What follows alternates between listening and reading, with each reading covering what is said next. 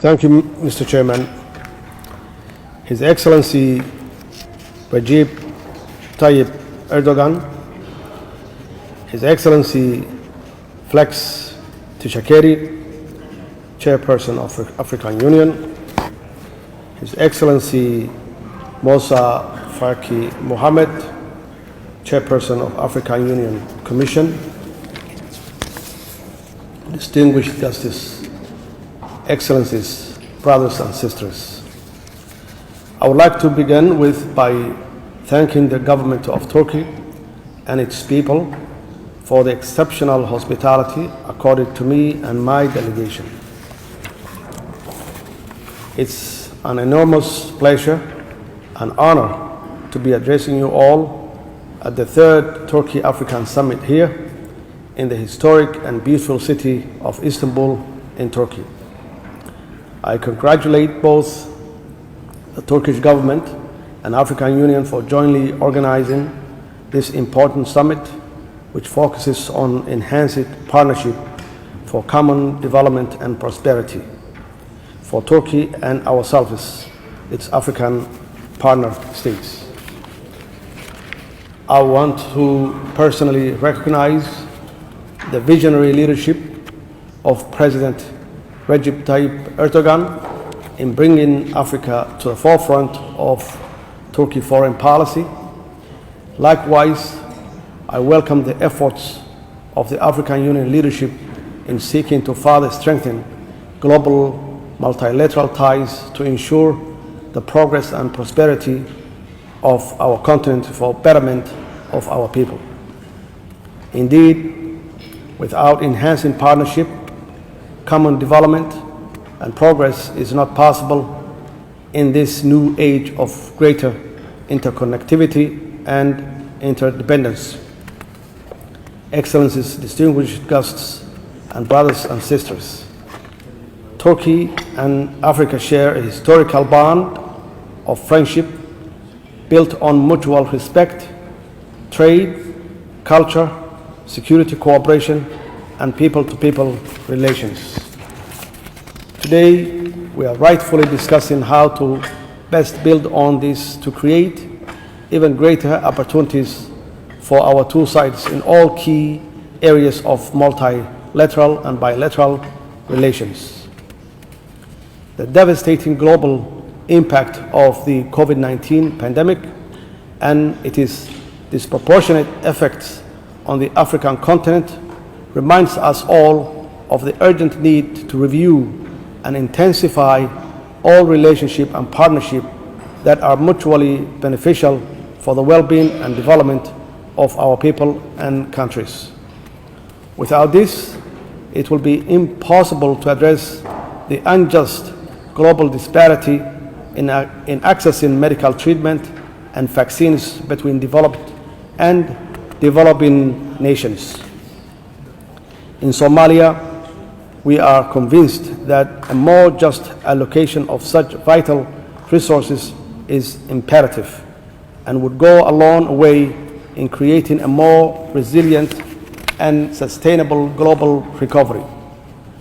We are certain it cannot and will not happen without an effective and innovative enhanced partnership for common development and prosperity.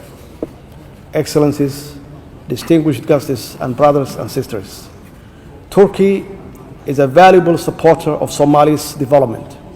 In this sense, Turkey is a true brother, ally, and friend of Somalia. As a nation, we are very sincere in our appreciation and respect for Turkey's developmental role and efforts on the ground in our country. Somalia and Turkey enjoy strong relations in all areas of common development. We have strong political, security, social, educational, economic, and business relations which we continue to build on. We are developing people-to-people relations, and cultural exchange is strengthening with increasingly more travelers between our two countries and cooperation among our diaspora groups. Additionally, Turkey is one of the major providers of educational scholarships for Somali students who are returning to positively contribute to Somali society and our sustainable national economic recovery. Furthermore, Turkish investors are working with their Somali counterparts to invest and create opportunities in many different sectors across Somalia, often living among the people and communities they working with.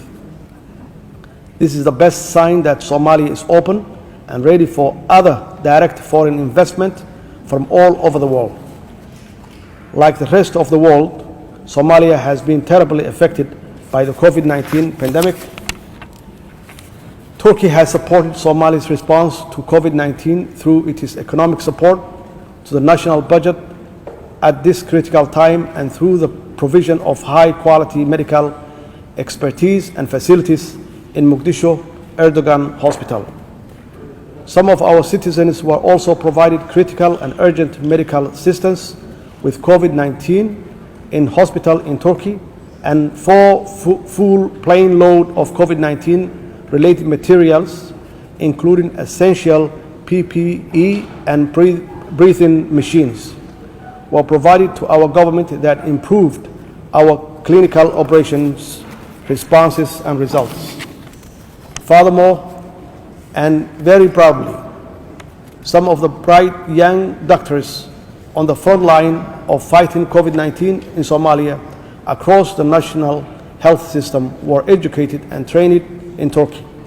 This is a valuable human resources contribution on the part of Turkey in support of our national efforts and an excellent example of enhanced partnership for common development and prosperity between our two nations, which is having real measurable impact. In conclusion, the Somali federal government is committed to further strengthening our strong relations with the government and people of Turkey in our effort to achieve common development and prosperity in all areas of cooperation at this challenging but opportunity time. The Somali government is also committed to working bilaterally and multilaterally to achieve the aspiration of the third Turkey-African partnership, which is very much focused on creating an environment for common development for all sides in line with Somalia's National Development Plan and the African Union Agenda 2063. I thank you all.